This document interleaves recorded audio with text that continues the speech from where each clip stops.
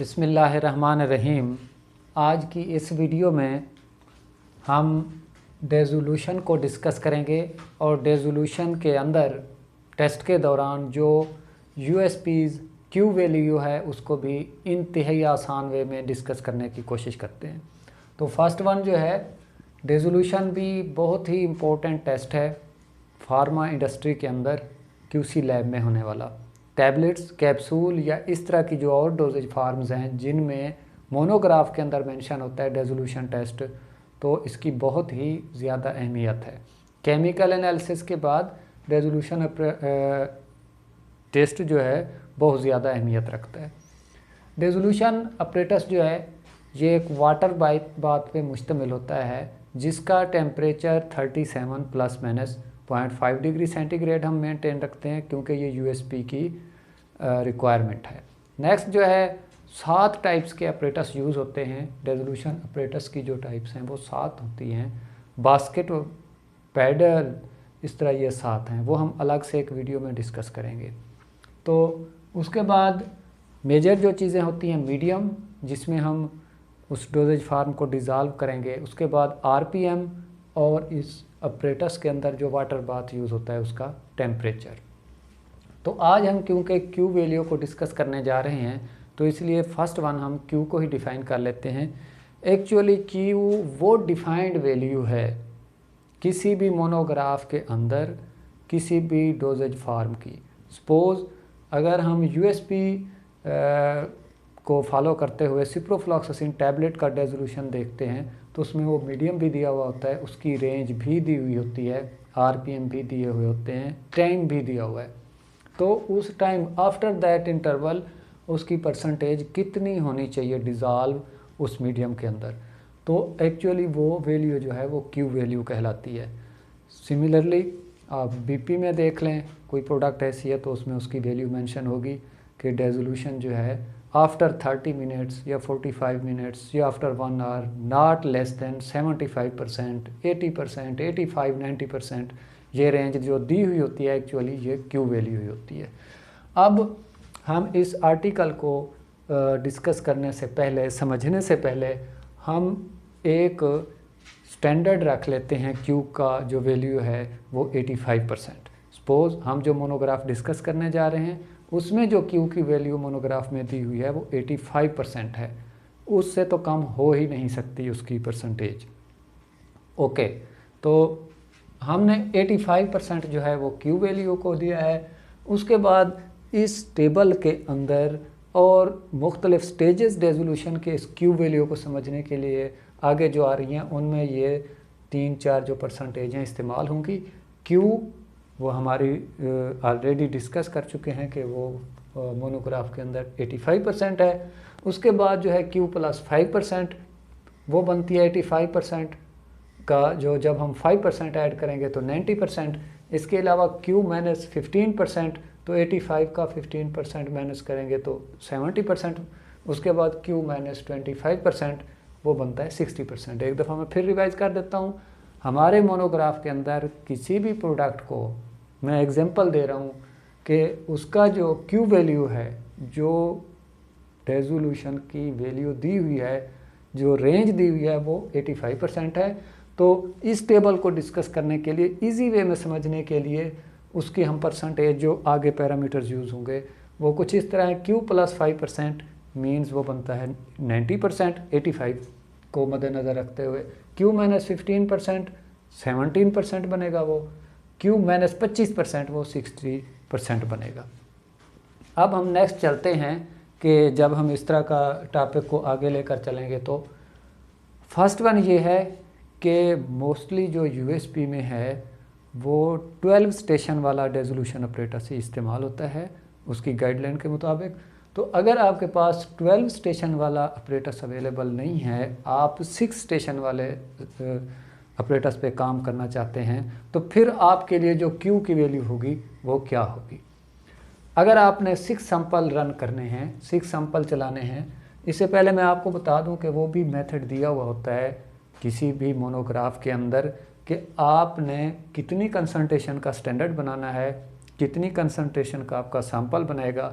Suppose आपने 300 mg जो है और 500 mg या 200 mg या 100 mg API कंटेनिंग प्रोडक्ट या टैबलेट या कैप्सूल था, आपने उसको डिज़ोल्व किया 900 ml में, तो उसकी कंसंट्रेशन क्या बनेगी, ये पहले भी हम डिस्कस कर चुके हैं कि हम एब्जॉर्बेंस लेते हुए या HPLC पे काम कर रहे हैं तो पीक एरिया लेते हुए रिज़ल्ट की परसेंटेज कैसे निकालेंगे, डाइल्यूशन कैसे बनाएंगे, तो वो हम पहले डिस्कस कर चुके हैं। हम अगर 6 सैंपल यूज़ करेंगे तो फिर जो अप्लाई होगा इसको S1 स्टेज कहते हैं, फिर जो फार्मूला अप्लाई होगा वो Q+5% वाला होगा।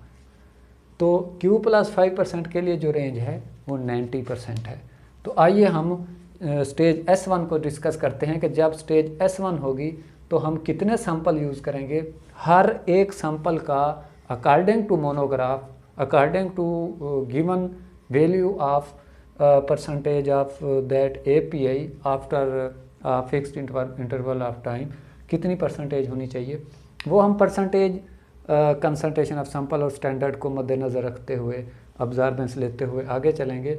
तो इसमें हम स्टेज S1 में जो है 6 सैंपल यूज़ करेंगे, लेकिन Q की जो वैल्यू रहेगी वो रहेगी Q+5%, मीन्स 90% बनेगा अगर हमारा Q 85% है मोनोग्राफ के अंदर दिया हुआ। अगर 75 है तो 75 का 5% ऐड करेंगे, अगर सपोज 90 है तो फिर 90 के हिसाब से हम एडजस्ट करेंगे कि हमारा उसका कितना परसेंट बनेगा।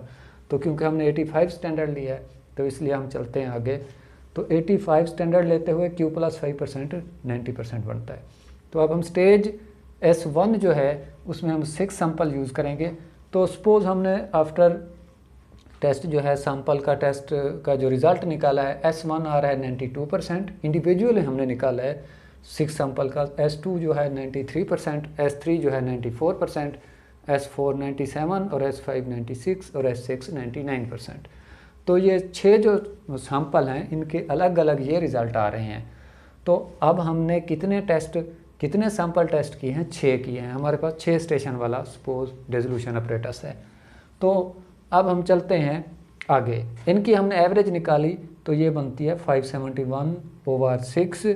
तो इनकी परसेंटेज एवरेज जो आएगी वो 95.16% बनता है। अब जो मोस्ट इजी समझने वाली चीज़ है वो ये है कि हमारा एवरेज तो परसेंटेज जो आ रही है 95.16% आ रही है, लेकिन मोनोग्राफ हमें Q की वैल्यू क्या दे रहा है, एवरेज क्या दे रहा है, एवरेज शुड बी ग्रेटर और इक्वल देन Q+5%।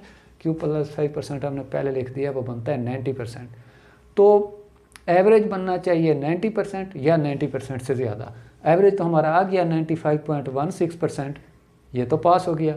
लेकिन नोट में वो ये बता रहा है no unit should be less than 90%। इन 6 में से कोई यूनिट, कोई एक सैंपल भी आपका 90% से, मीन्स Q+5% का जो हमने कैलकुलेट किया 90%, उससे कोई भी एक कम नहीं होना चाहिए। तो ये 6 के 6 जो हैं 92, 93, 94 ऐसे आ रहे हैं, मीन्स 90 से ऊपर ही इनका रिजल्ट आ रहा है। तो ये हमारा सैंपल पास है दोनों पैरामीटर्स के हिसाब से। एवरेज भी 90 से अबव आ रही है और उसके अलावा कोई हमारा जो सैंपल है वो 90 से कम भी नहीं है, तो ये हमारा टेस्ट पास हो गया। अब सपोज S1 स्टेज पे ही पास हो गया। अगर ऐसा नहीं होता, कोई ऐसा सैंपल है जो 90% से कम आ जाता है, कोई ऐसा सैंपल जो 90% से कम होता है, उसकी एग्जांपल मैं नेक्स्ट देता हूँ। यही वाले सैंपल में से ये 92 वाला जो है सपोज 88% आता है, बाकी उसी रेंज में आ रहे हैं। तो ये 88% जब आएगा तो इनका अगर हम एवरेज निकालेंगे तो वो 567/6 इज इक्वल टू 94.5%। तो ये एवरेज तो है, ये तो 90% से अबव आ रहा है, लेकिन इन यूनिट्स में से एक यूनिट ऐसा है जो 90% से कम आ रहा है, इसलिए हमारी S1 स्टेज पे डिसोल्यूशन टेस्ट जो है वो फेल हो गया है। अब हम इसको फॉरवर्ड करेंगे नेक्स्ट S2 स्टेज पे। S2 पे जो है वो हम करेंगे 12 सैंपल्स को टेस्ट करेंगे। वैसे अगर आपने फर्स्ट स्टार्ट ही 12 से लगाना है तो उस पर फिर ये 12 वाली रेंज ही अप्लाई होगी, फिर Q+5 वाली वो 90% वाली नहीं होगी, ये जो नॉर्मल रेंज है इसकी 12 की ये अप्लाई होगी। तो उसके लिए 6 जो थे वो तो वही पहले वाले हमारे सैंपल का रिकॉर्ड चलेगा। ये ऊपर जो मैंने 6 ये इसलिए स्केच बनाया है ताकि इजी हो जाए कि हम किस तरह टेस्ट आगे परफॉर्म करेंगे, स्टेज को आगे फॉरवर्ड कैसे करेंगे। तो 6 तो हमारे यही वाले हो गए। जो कि जिसमें एक में 88% था, आगे वही थे, वो उसी को ही हम हमारा जो फेल हुआ था जो टेस्ट, उससे आगे ही चलेंगे, यही वो 88% आगे ये चीज़। इससे आगे हमने 6 सैंपल और लगाए हैं, ये देखें S7, S8, S9, 10, 12 तक, ये एक सीरीज़ में। तो जो 7th सैंपल था उसका 91% आया, 8वें का 94, इसी तरह 9वें का 93, ये लिखे हुए हैं 97, 99, 96। अब हमारे पास 12 सैंपल हो गए, 6 पुराने का रिकॉर्ड और 6 हमने नए का रिकॉर्ड लगाए। अब इनका हम एवरेज निकालते हैं। जब हम इनका एवरेज निकालते हैं तो ये 1137 divided by 12 is equal to 94.75%। अब इसकी जो एवरेज है, जो S2 स्टेज की, जो उसकी एक्सेप्टेंस क्राइटेरिया है वो है average should be greater than और इक्वल टू Q%। इसमें कोई प्लस नहीं ऐड किया उसने, +5% ऐड नहीं है, सिंपल Q ही है, और Q हमारा 85% था। तो एवरेज जो है शुड बी ग्रेटर और इक्वल टू Q%। तो ये Q हमारा 85% था, तो 85% के बराबर होना चाहिए, इससे ज़्यादा होना चाहिए। आइए एवरेज देखते हैं। एवरेज देखते हैं तो ये 94.75% है, तो एवरेज परसेंटेज के हिसाब से तो ये टेस्ट पास है। आगे एक और भी कंडीशन ये है कि but no unit less than Q-15%। Q-15% हमने ये पहले इसका निकाल लिया था, वो है 70%। तो कोई भी यूनिट आपका 70% से कम नहीं होना चाहिए। अगर कोई भी एक यूनिट आपका 70% से कम हो गया तो आपकी ये स्टेज, आपका टेस्ट इस स्टेज पे फेल हो जाएगा। तो फर्स्ट वन पे तो जो है हम देखते हैं कि 88% था, ये 12 के 12 जो हैं इनमें से कोई भी 70% से कम नहीं है, तो इसलिए सेकंड स्टेज पे मींस S2 पे इस वक्त हमारा टेस्ट पास हो गया है। सपोज इसमें 88% नहीं, ये 69% है हमारा, ये वाला 69%। सपोज समझाने के लिए आगे जा रहे हैं, तो 69% है, बाकी वही है। तो इनकी जब हम एवरेज निकालेंगे तो 1137 की बजाय ये 1118 और डिवाइड करेंगे 12 पे, क्योंकि ये हमारे 12 सैंपल्स हैं, तो 93.16% रिजल्ट बन रहा है। एवरेज जो है ग्रेटर या इक्वल दैन Q, वो तो ठीक है 85 से अबव है, लेकिन जो ऊपर कंडीशन दी हुई है कि no unit should be less than Q-15% means 70%, तो इसमें से एक तो आ रहा है 69%, एवरेज पूरा हो रहा है और उससे भी ज़्यादा हो रहा है। लेकिन जो ये कंडीशन है कि कोई भी यूनिट 70% से कम नहीं होना चाहिए Q-15% से, तो उसमें से तो एक आ रहा है जो 69% है, तो इसलिए यहाँ पे हमारा टेस्ट फेल हो गया। हम इसको फॉरवर्ड करेंगे नेक्स्ट स्टेज S3 पे। तो S3 पे फिर हम 12 सैंपल नहीं लगाएंगे बल्कि 24 सैंपल का रिज़ल्ट कैलकुलेट करेंगे।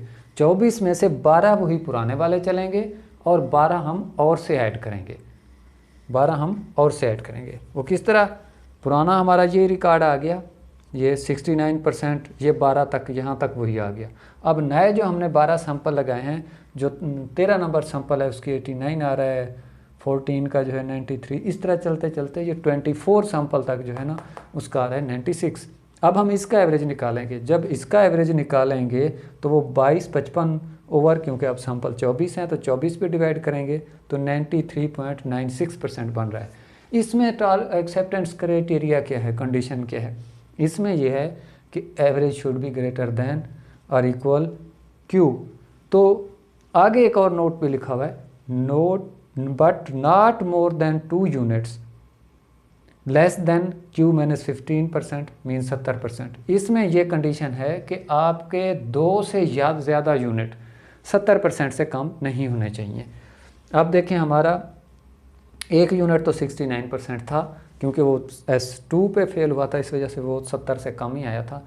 तो एक है 69%, वो हमें 2 की परमिशन दे रहा है कि आपके 2 जो हैं वो 70% से कम हों तो तभी काम चल जाएगा S3 स्टेज पे 24 सैंपल जब हम रन करेंगे। लेकिन नेक्स्ट जो कंडीशन है वो ये है, no unit less then Q-25%। लेकिन कोई भी आपका यूनिट Q-25% जो बनता है वो 60% बनता है, उससे कम नहीं होना चाहिए। तो इसमें से तो कोई नहीं है, इसलिए हमारा टेस्ट पास है। अगर सपोज इनमें से 69 है और ये आ जाता 68 और ये आता 69, ये 3 हो जाते अगर 70 से कम, तो फिर भी हमारा टेस्ट फेल हो जाता। और इनमें से अगर कोई खुदा न खास्ता एक 60 से कम हो जाता तो तब भी फेल हो जाता। इस तरह स्केच बना के आपको इजी वे में समझाने की कोशिश की है, और ये क्लियर करने के लिए कि रेजोल्यूशन S1 पे पास नहीं होता तो S2 पे जाते हैं, S2 पे पास नहीं होता तो S3 पे जाते हैं, अगर S3 पे भी पास नहीं होता तो फिर एक्चुअली फेल ही है वो हमारा रेजोल्यूशन टेस्ट। तो ये था सिंपल वे समझाने का कि हम किस तरह रेजोल्यूशन को मुख्तलिफ स्टेजेस पे S1, S2, S3 पे टेस्ट करते हैं, और कैसे हमारा टेस्ट पास होता है, और किन पैरामीटर्स की बेस पे हमारा टेस्ट फेल होता है। Okay, best of luck.